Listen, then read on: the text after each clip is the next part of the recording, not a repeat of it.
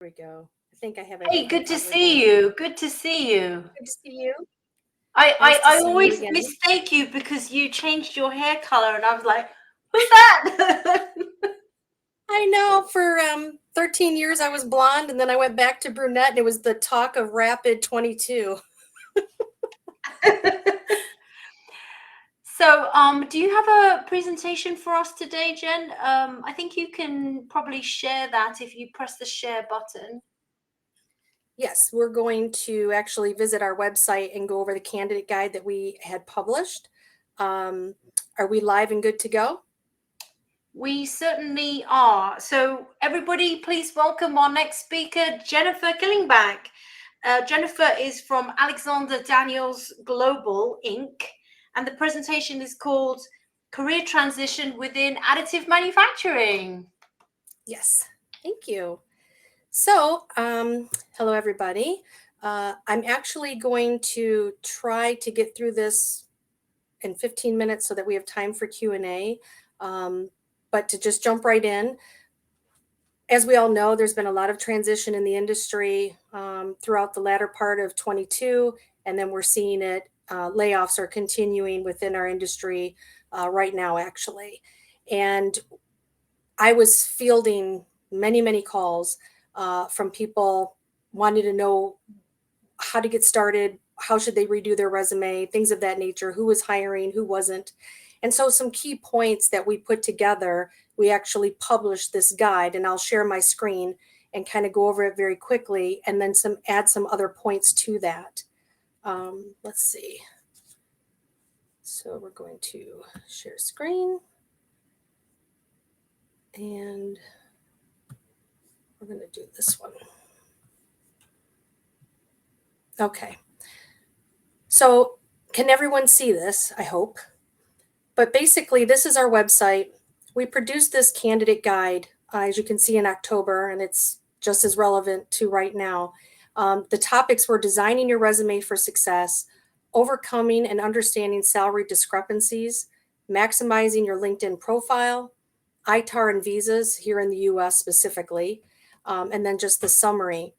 And I'm not going to read this word for word, but you are welcome to download this or read this on our website at your leisure. A few of the things that we talked about was designing your resume for success. As you can imagine, between the layoffs that we have in our industry, we're also seeing layoffs in other tech industries and manufacturing. So there are quite a number of candidates in the market. What is going to set you apart? And what is your title versus your responsibility? So within our own industry, you can have a position that does similar things, but they call it different titles. For example, you might have a product manager, an app engineer, and a sales engineer. And at 3 companies, it means different titles, but it's essentially the same job, give or take the responsibilities. So you want to make sure, if you were given a very unique title, that you try somehow within your description of that job to mention that it's similar to application engineering or similar to inside sales, something that is the keyword that is going to be picked up by the hiring manager. We especially see this in the title Additive Manufacturing Engineer or AM Engineer. Make sure that you're explaining what you do in your position so that you are picked up when they're looking at resumes. Okay, keywords are key.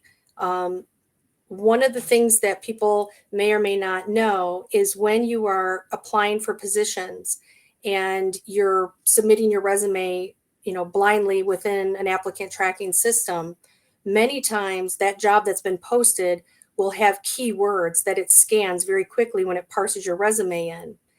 If you do not have those keywords, you may not be highlighted as a top candidate for their hiring team to see you out of a flood of other resumes.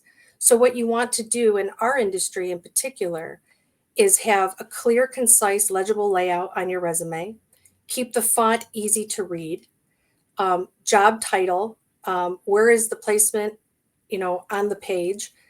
Is it one of the first things we see? Contact information, is it up to date and present?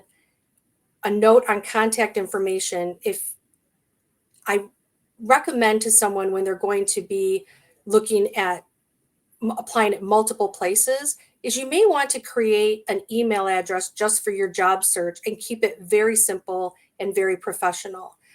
So it might be Jennifer Killingback at, such and such.com. Something very easy that they don't have to rethink how they're typing it. They don't use a zero instead of an O, things of that nature. Keywords. Do we get a sense of what you do by scanning the initial portion of your CV in 6 seconds? So when I'm looking at a resume online, particularly one that's sent to me, or if there's somebody that applied on our website, what you see right now is literally all I can see on my laptop before I decide to scroll further. If the top part of the resume is overloaded with career objectives and I've seen career objectives be like 3 or 4 paragraphs, like really long, like a whole story before they get to their experience. You might lose your audience before they scroll down. So what I always recommend is at the top of your resume, of course, your name and your contact information, but have, for example, maybe the technologies that you know. So if it's powder bed fusion, DED, SLA, DLP, whatever, use the acronyms. We pretty much all know what those are. If there's materials that you are very confident in using, metals, plastics, resins, carbon composites, list that. If it's a particular metal, for example, let's say that you specialize in using titanium.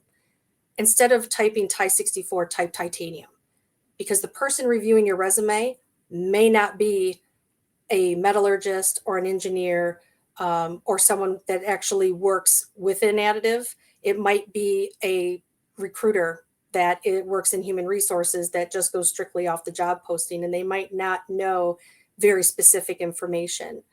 The other thing you can list, for example, is if you're in sales or applications.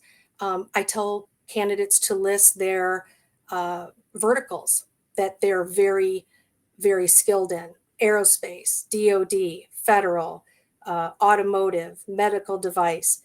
Those keywords are also things that will be picked up by a recruiter, a hiring manager, and of course, an applicant tracking system based on the job description. This talks about celebrating your achievements. A lot of times when we look at resumes, there will be things in there that are expected, like team player, collaborated with other departments to achieve results, like very generic statements. And so to put yourself, above the rest, if you will, list some of your achievements without, compromising sensitive information. But perhaps if it was sales, you may say, managed, $25 million worth of business. You don't have to say by selling to this company, and this company. You can keep it general, but still give that achievement that makes the hiring manager want to read more. And that's the point. We want them to keep reading all the way through to the bottom. Another thing is reframing your thinking about the achievements on the job. Again, not the day-to-day and the expectations, but the exceptions. And then it gives you some examples. You can go through here, again, more examples. But so this is a sales manager, started with a 0 pipeline, built this to 20 contracts in 1 year in aerospace and automotive. Right there, we have 2 keywords, aerospace and automotive. We have sales. That's 3 ways that I could search for this person, or a recruiter, HR person could search for that person. They're looking at millions of dollars worth of equipment. Again, they may have sold $5 million a year. They don't feel comfortable sharing that number. But if you mention you're selling millions of dollars, that sounds better than, I sold $10,000 worth of equipment, right? So now if we continue on this, other areas of consideration, we talked about the technology and the materials already. This gives a better explanation.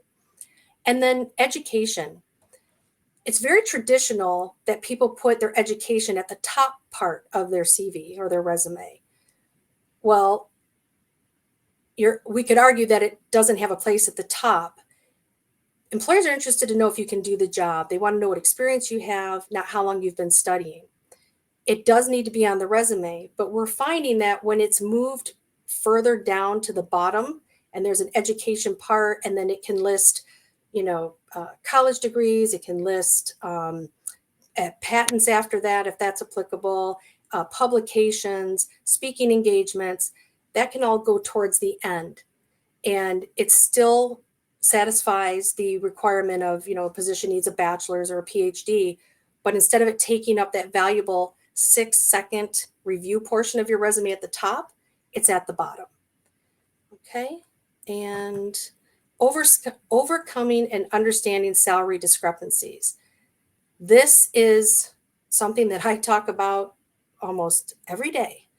As you know, we do publish the global AM salary survey, and it actually was published yesterday or Friday. But you can go on our website and download it. It's free to download. We've been doing this for 7 years, I think now. Here's what we do know. Location dictates compensation. Where are you based? How do the benchmarks compare? Experience. How much work experience do you have? Some employers only will consider practical experience and not postdoc or research experience. Cost of living. What do you realistically need? Seniority. Again, linked to above point on cost of living. If you step up from where you are now, are you asking for a promotion? Let's say we're a director of sales and we're looking for a VP role. Are we within the means of a VP salary as far as a general salary that we see in the industry?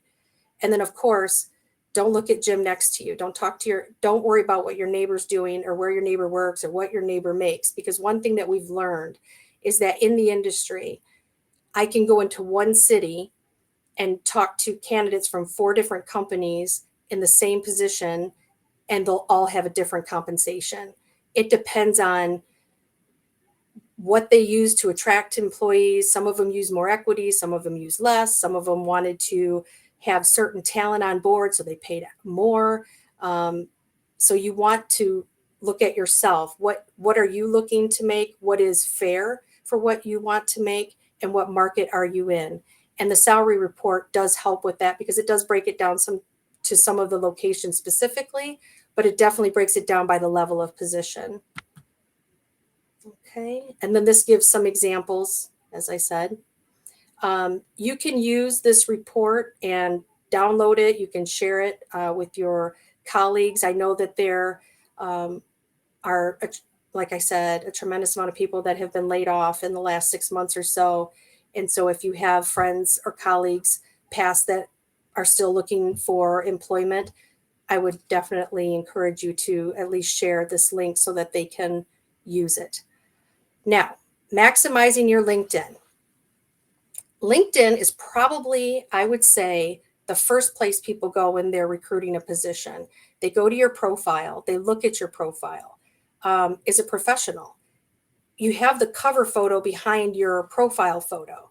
Is it a picture of you on a yacht? Is it a picture of you skydiving? Or is it just blank? Use that space. If you're in aerospace, put something up that reflects your market. If you're in plastic parts, put up stock images of plastic parts, something that relates to what you do or what your passions are within additive manufacturing. Make sure that your profile photo is up to date, professional, representative of what you look like. As Elena said, I'm now brunette, and yes, my picture is brunette. So, but we want to make sure that we're positioning ourselves as professional. And again, we're going to move back into the keywords. When you're being recruited on LinkedIn, and I'm sure that most people attending have received a message at some point in their career from someone like me, a recruiter, or someone from a company that says, hey, we're hiring, we have a position. The way we find you is generally by keywords on your profile. So when you see things that say lover of people, team player, all around believer of the world is a magical place, they move on to the next one, because I could look at 600 profiles in a day, depending on the role. That's a lot of profiles to read. So what I'm actually looking for and what I'm searching for is senior R&D, 3D printing, AM. If it's a vertical of aerospace, I put that in my search as well.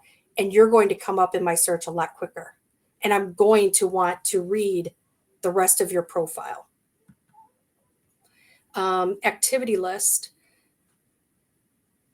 I'm very I don't want to say opinionated, but I really want people to remember that LinkedIn is supposed to be the professional side of social media. So you want to be careful not to get political on LinkedIn, especially on your activity list. I don't think people realize that any of us can go into your profile and see what you comment or share from your profile. For example, there's been things about the vaccines, there's been things about politics, there's been things about the Supreme Court, there's been things that have nothing to do with additive manufacturing or our careers, but I've seen people use vulgar language, I've seen people bully other people. You want to be careful with that. First off, we should never bully anyone, right? But we need to be careful, because when people are researching you for opportunities, and they go into your profile and they can see the way you interact with strangers, they're going to, I would imagine, think in the back of their head, how is this going to work on the team? So you want to be careful on what you share and comment on LinkedIn. So what we say is, don't be political, don't engage in negative discussion, don't share things in poor taste, and be sure to use it for uplifting, encouraging our peers within Additive, comment, be active, send out connection requests to people you've met at the shows and things of that, and use it for networking, which is what it's best used for. This section is about ITARs and visas, specifically in the US. I don't know if everyone is aware of this, but when someone has an H-1B and is actively on an H-1B and they are laid off, they have a very short timeline to find another position here in the States. And they're part of the challenge, especially in metal additive, are when we are dealing with ITAR regulated facilities. And by all means, we are not specialists on visas nor immigration. So that's why we supplied these links for people that are subject to ITAR regulation or are H-1 visa holders. Sometimes applying to positions in larger companies might be a more expedient option. So we say to aim for positions in larger companies with a focus on non-ITAR regulated markets, such as automotive, medical, consumer goods. You would be approaching them with an H-1B transfer request, and be upfront about how much time you have remaining on your visa. If you have 3 weeks, they definitely would need to know that, because they'd have to expedite the interview process. And then by all means, network. And if that's whether through colleagues or through LinkedIn, just by doing a search of hiring managers at companies you're interested in, or through recruiters such as ourselves at Alexander Daniels Global. Your resume, clear layout, easy legible font, up-to-date contact information, and use your keywords. And as I mentioned, you can download the salary survey. It's brand new. Like I said, it was yesterday or Friday it came out. Maximizing your LinkedIn, and so on and so forth. Now coming back to this. Stop sharing. Okay, there's a few more points and I'll be really quick. When you're applying for jobs and you see careers listed on companies' career pages, please understand that some of those jobs are not actually active. There's been many instances where companies were laying off or have laid off, and there's been job postings up, but they're not hiring. There's multiple reasons why that could be, but I want you to be aware of that. So try to confirm that those are really open positions. Networking is key. You may want to also be open to other industries at this time. Think of the adopters of additive in your area. Maybe you were a mechanical engineer and you were designing 3D printers, And right now that is not an available position in your market. Perhaps an adopter in your market would want to hire you to help them optimize their process or come up with new parameters or things of that nature. You would want to use a PDF or a Word document for your resume. Those tend to be the easiest documents that transition into an applicant tracking system without messing up all your formatting. Only apply to jobs that fit your background. I can't tell you how many times I'll have someone apply to like 7 different jobs in 7 different places. And I don't know if it's just quick apply, but the problem is when you do that, they might tag you as not qualified. And now all of a sudden in the system, you're not qualified for any of them. So be sure that you're reading job descriptions, the ones that fit the best, move on to those. It's a flooded market. We have tech and manufacturing laying off as well. So you really need to make yourself stand out and how special you are that you have additive experience, because it is a very special skill and market. And I think the only other thing I would say is we all know relocation is very difficult in the States right now with the housing market, the interest rates, but it's also important to understand that every job cannot be remote or hybrid. Sometimes a job does require you to be on site, to be with the machine. And with costs being high, it's somewhat challenging for some of the companies to justify a hybrid situation where they're paying travel costs, say twice a week or twice a month or something like that. So if you can relocate, make sure you make that seen on that resume, because I think you'll find you get more attention if you're open to relocation. And that concludes my little chat. So I see that we have a bunch of things on here. Yeah, Jen, your presentation's so popular. So I'm just going to read I can say that a whole bunch of people can benefit from your knowledge and wisdom. And I know you help people every day, and you post on LinkedIn, and you have such great advice. So here we go. How much does location have to do with the scaling of salaries within the AM industry? Silicon Valley and the New England area have higher costs of living, but does this matter more than experience? No. So we actually have placed people both in Silicon Valley and in the New England area, Boston, let's just call it what it is. And you're right. Those 2 locations, you are going to have higher cost of living. Generally, they factor that in. What we're finding is that there's so much competition in those areas now that it's starting to, instead of it being like let's just say one's paying 120 and one's paying 140, now they're kind of leveraging that new people are coming in at 130. Like they're figuring out their own compensation in those markets. But it just does tend to be higher because of location. Another question, is it important to note my graduation date on a resume? I've been told my graduation date might reflect an inaccurate level of experience. I'm a recent grad, but I have 3+ years of work in AM. That is an interesting point, and I can see how that would happen.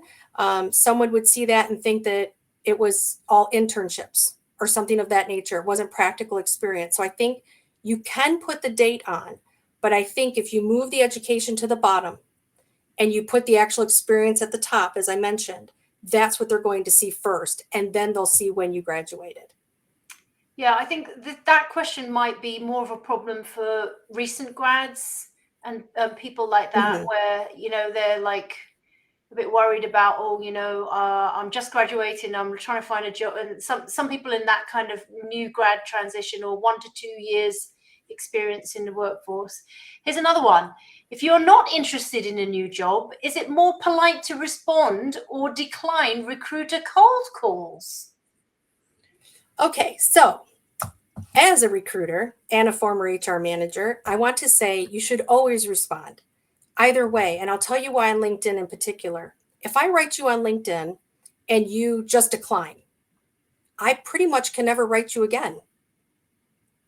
So you could exclude yourself from any other opportunity if it's done that way, if we're not connected, right? So what I always would suggest is at least to say, I'm happy where I'm at, but let's keep in touch, or I'm happy where I'm at, let's connect for the future.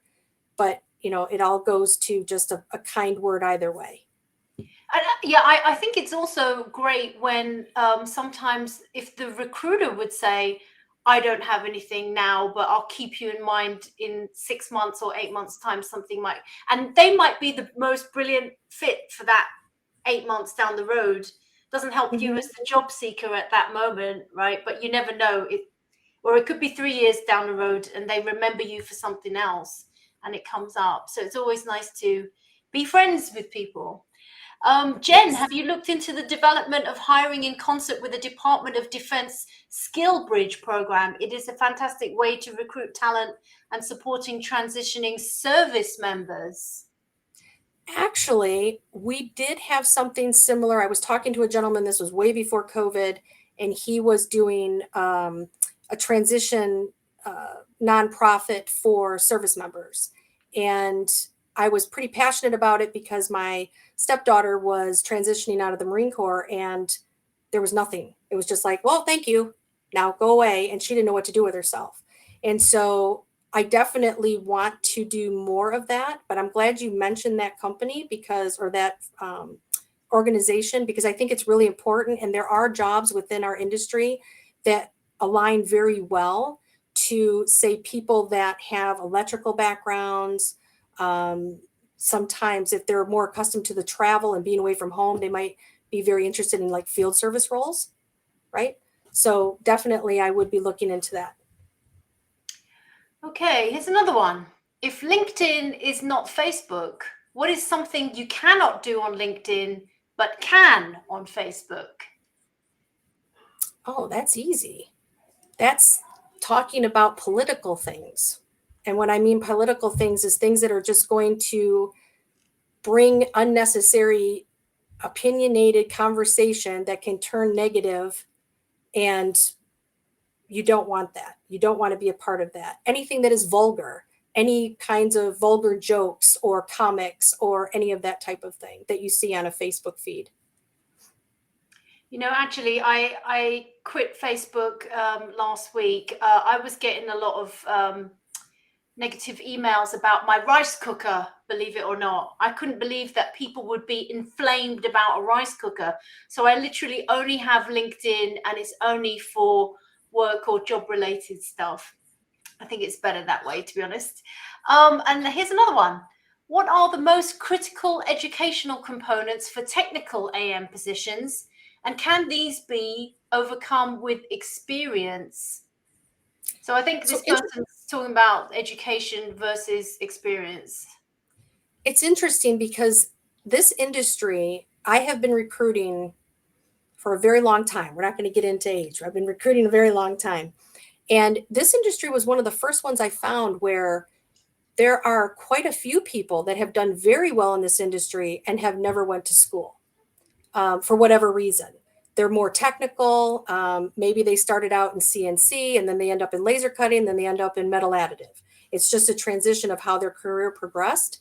Um, Myself, I am a graduate of the School of Hard Knocks, and I've done everything HR related my whole career. And you know, I would never discount anyone who is experienced only.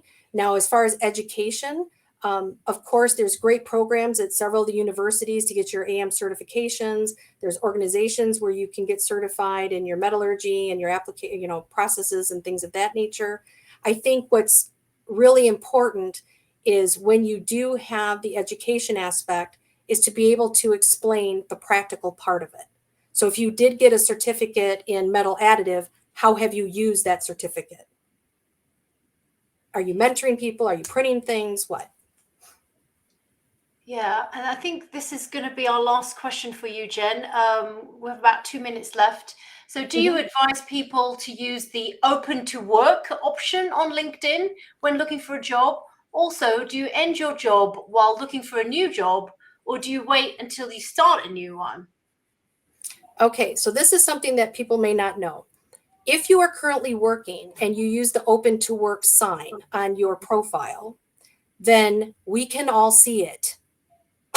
So that means that everyone can see you're open to work. So if you're actively working and you don't particularly want your manager to know you're looking, probably not the open to work ring around your picture.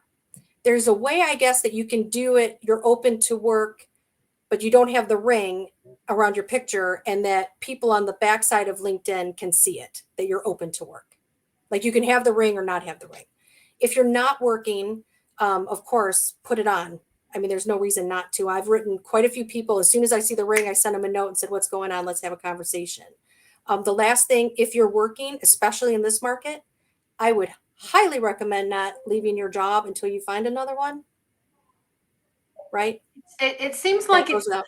yeah, I've had an experience where it's always easier to find a new job while you have a job, because at least you have money coming in to pay the bills. That, and the person that wants to hire you is going to ask you why you're not working. And if you say, well, I quit my job to find a job, they might question the thought process behind it. Great. Or want to dig deeper. Jen, you have so much information and good tips. Are you going to be around the rest of the conference? Because I'm sure loads of people want to speak to you. Yes, I will be around. Okay. And you can always find me on LinkedIn and send me a message. Yes, I highly recommend that. Jen posts like loads of good tips and interesting, useful reports and links for job searching, and even refreshing a resume, even if you're experienced professional, is always worthwhile doing. Jen, thank you so much.